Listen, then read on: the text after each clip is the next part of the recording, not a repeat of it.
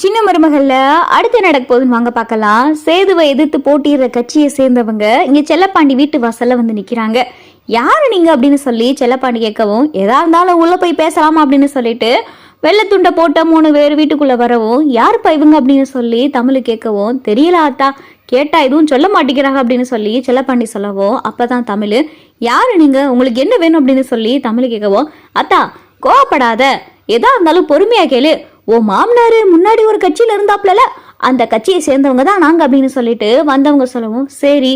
எதுக்காக இப்ப இங்க வந்திருக்கீங்க அப்படின்னு சொல்லி தமிழ் கேட்கவும், ஒன்னும் இல்லத்தா,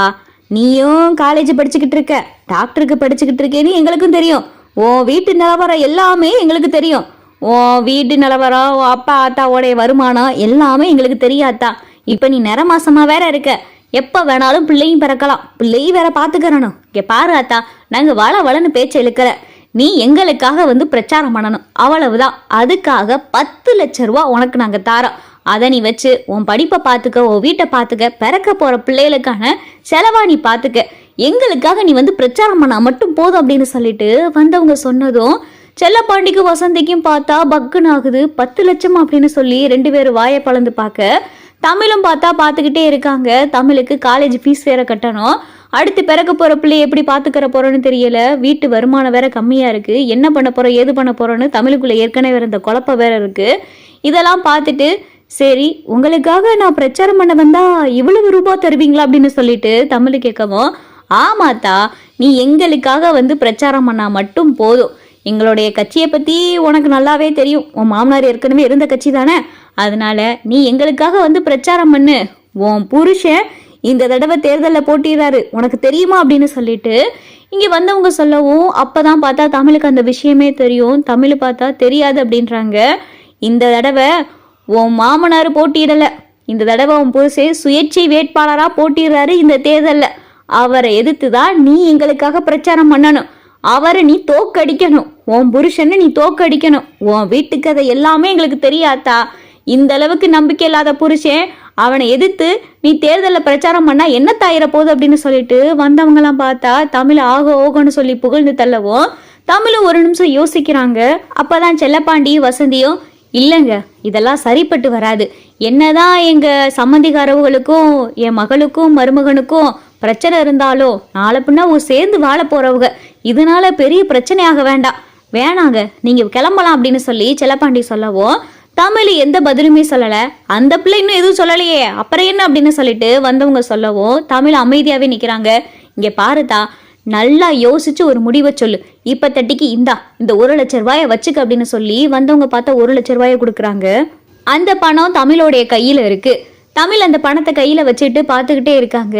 என்னத்தா நீ பாட்டுக்கு பொசுக்குன்னு பணத்தை வாங்கிட்ட அப்படின்னு சொல்லி செல்லப்பாண்டி சொல்லவும், அப்பா நானா வாங்கல, அவங்களாத்தான் கொடுத்தாங்க அப்படின்னு சொல்லி தமிழ் சொல்லவும், ஆனா நீ பட்டுன்னு சொல்லியிருக்க வேண்டியதானா ஆத்தா,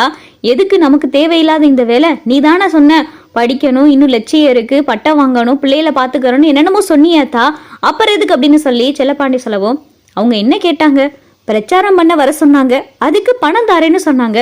எனக்கு இப்ப இருக்கிற நான் சூழ்நிலையில பணம் எனக்கு கண்டிப்பா இப்ப தேவை, என்னுடைய காலேஜ் ஃபீஸ் கட்டணும், அடுத்து போக போக செமஸ்டர் ஃபீஸ் எல்லாம் இன்னும் அதிகமாகும், இன்னும் 3 வருஷம் படிப்பு முடிக்கணும், இதுக்கு எனக்கு பணம் தேவைதானே, இன்னொன்னு இந்த வீட்டோடைய வருமானம் என்னன்னு உங்களுக்கு நல்லாவே தெரியும், அம்மாவுடைய ஒத்த வருமானம் மட்டும்தான் இந்த வீட்டை நம்பி ஓடிக்கிட்டு இருக்கு, இதுல தானோ நானு அம்மா நீங்க இத்தனை பேரும் கஞ்சி குடிக்கிறது அம்மாவுடைய ஒத்தாள் வருமானத்தால தான், உங்களால என்ன செய்ய முடியுது அப்படின்னு சொல்லிட்டு தமிழ் செல்லப்பாண்டிய பார்த்து கேட்கவோ, செல்லப்பாண்டி திருன்னு முழிக்கிறாரு. அவங்களுக்கு நான் பிரச்சாரம் செய்ய தயாரா இருக்கேன், நான் போய் கண்டதை பேச போறது கிடையாது, என் மாமனார் இருந்த கட்சின்றதுனால அந்த கட்சியை பத்தி கொஞ்சம் நிலவரம் எனக்கு தெரியும், இதுக்கு முன்னாடியும் என் மாமனார் ஆதரிச்சு நான் பிரச்சாரமும் செஞ்சிருக்கேன் அந்த வீட்டுல இருக்கையில, உங்களுக்கு நல்லாவே தெரியும் தானே, அதே மாதிரிதான் இந்த தடவையும் என் மாமனார் இருந்த கட்சிக்காக நான் பிரச்சாரம் செய்ய போறேன், யாரை எதிர்த்து நான் பிரச்சாரம் பண்ண போகல, நான் பிரச்சாரம் பண்றேன், எனக்கு அவங்க பணம் தராங்க, அவ்வளவுதான், யாரு ஜெயிக்கணும் ஜெயிக்க கூடாதுன்றத மக்கள் தான் முடிவெடுக்கணும், அவங்க பார்த்து யாருக்கு ஓட்டு போட்டு ஜெயிக்கிறாங்களோ அவங்க ஜெயிச்சுட்டு போட்டும், எனக்கு இது தேவையில்லை அப்படின்னு சொல்லிட்டு தமிழ் சொல்லவும், அப்ப நீ பிரச்சாரம் செய்ய போறியாத்தா அப்படின்னு சொல்லி செல்லப்பாண்டி கேட்கவும், ஆமாப்பா நான் பிரச்சாரம் பண்ணத்தான் போறேன் அப்படின்னு சொல்லிட்டு தமிழ் சொல்லவும் அப்பதான் வசந்தி, அடியே நிற மாசமா வேற இருக்க, இன்னைக்கு காலேஜ்ல வேற வலி வந்துச்சுன்னு சொன்னேன், இதோட எதுக்குடி பிரச்சாரம் தெரியுற அப்படின்னு சொல்லிட்டு வசந்தி சொல்லவும், மா அதெல்லாம் பாத்துக்கலாம், இப்படி வலி வந்துடும் வயிற்றுல பிள்ளை இருக்குன்னு சொல்லி எல்லாத்துக்கும் தயங்கி முட்டுக்கட்டை போட்டா அப்ப எதையுமே செய்ய முடியாது, நான் பிரச்சாரத்துக்கு போறேன் அப்படின்னு சொல்லிட்டு தமிழ் சொல்லவும் இந்த விஷயம் கருப்போடைய காது வரையே போயிருது. கருப்பு பார்த்தா வேகமா பதறிடிச்சு வீட்டுக்குள்ள வராரு. சேது ஒரு முக்கியமான விஷயம்ப்பா அப்படின்னு சொல்லிட்டு கருப்பு சொல்லவும், என்ன மாமா என்ன அப்படின்னு சொல்லி சேது கேட்க, தமிழ் செல்வி பிரச்சாரம் பண்ண போதாயா அப்படின்னு சொல்லிட்டு கருப்பு சொல்லவும் அப்பத்தா மோகனா ராஜாங்க எல்லாருமே இருக்காங்க. தமிழ் பிரச்சாரம் பண்ண போறாளா, யாருக்காக அப்படின்னு சொல்லிட்டு சேது கேட்கவும், மாமா இருந்தார்ல முன்னாடி இருந்த கட்சி, அந்த கட்சியை சேர்ந்தவளுக்காக தமிழ் பிரச்சாரம் பண்ண போகுதான், அதுவும் உன்னை எதிர்த்து பிரச்சாரம் பண்ண போகுதான் மாப்பிள்ள அப்படின்னு சொல்லிட்டு கருப்பு சொல்லவும், அவளுக்கு உடம்பெல்லாம் திமிரு மாமா, அந்த திமிருல தான் இப்படி ஆடிக்கிட்டு இருக்கா அப்படின்னு சொல்லி சேது சொல்லப்போ அப்பதான் ஈஸ்வரி, பாத்தீங்களா மாமா அவளுக்கு எவ்வளவு திமிரும் நெஞ்செழுத்தமும் இருந்தா நம்ம சேதுவை எதிர்த்து அவ பிரச்சாரம் பண்ண போவா, 1000 தான் இருந்தாலும் கட்டுன புருஷன்னு கொஞ்சம் கூட அவளுக்கு ஏதாவது நினைப்பு இருக்கா, வீட்டுல தலையை மொழிகி சூடத்தை அடிச்சு சத்தியம் பண்ணிட்டு போனவ இப்ப சேதுவை எதிர்த்து பேச போறாளாம், பாத்தீங்களா மாமா இந்த கொடுமையெல்லாம் எங்கேயாவது நடக்குமா அப்படின்னு சொல்லிட்டு ஈஸ்வரி இன்னும் கொஞ்சம் நல்லா ஏத்தி விடவும் அப்பதான் ராஜாங்கம், யாரு இதை பத்தி எதுவும் பேச வேணாம், யாரோ யாருக்காகவோ பிரச்சாரம் பண்ணிட்டு போறாங்க, அது நமக்கு தேவையில்லை, நம்ம சுயேட்சையா நிக்கிறோம், சேதுவுக்கு மக்கள் ஆதரவு கொடுத்தா சேது ஜெயிக்க போறான், அவ்வளவுதான், இவங்க பிரச்சாரம் பண்ணி தான் சேது ஜெயிக்கணும், இவங்க பிரச்சாரம் பண்ணாதனால சேது தோக்கணும் அப்படின்றதெல்லாம் கிடையாது, மக்களுக்கு தெரியும் யாரை ஜெயிக்க வைக்கணும் ஜெயிக்க கூடாதுன்னு, அதனால யாரும் இதை பத்தி பேச வேணாம் அப்படின்னு சொல்லிட்டு ராஜாங்கம் பாட்டுக்கு உள்ள போயிடுறாரு. அப்பதான் அப்பத்தா புலம்பிக்கிட்டு இருக்காங்க, எதுக்கு இவளுக்கு இந்த தேவையில்லாத வேலை, வயிற்றுல பிள்ளைய வச்சுக்கிட்டு பிரச்சாரம் அது இதுன்னு சொல்லிக்கிட்டு இருக்காளே அப்படின்னு சொல்லி அப்பத்தா ஒரு பக்கம் புலம்ப, இங்க மறுநாள் காலையில பார்த்தா கட்சியை சேர்ந்தவங்க வீட்டுக்கு வந்து ஒரு பெரிய பெட்டி நிறைய பணத்தை கொடுக்குறாங்க. இந்தாத்தா தமிழ், இதுல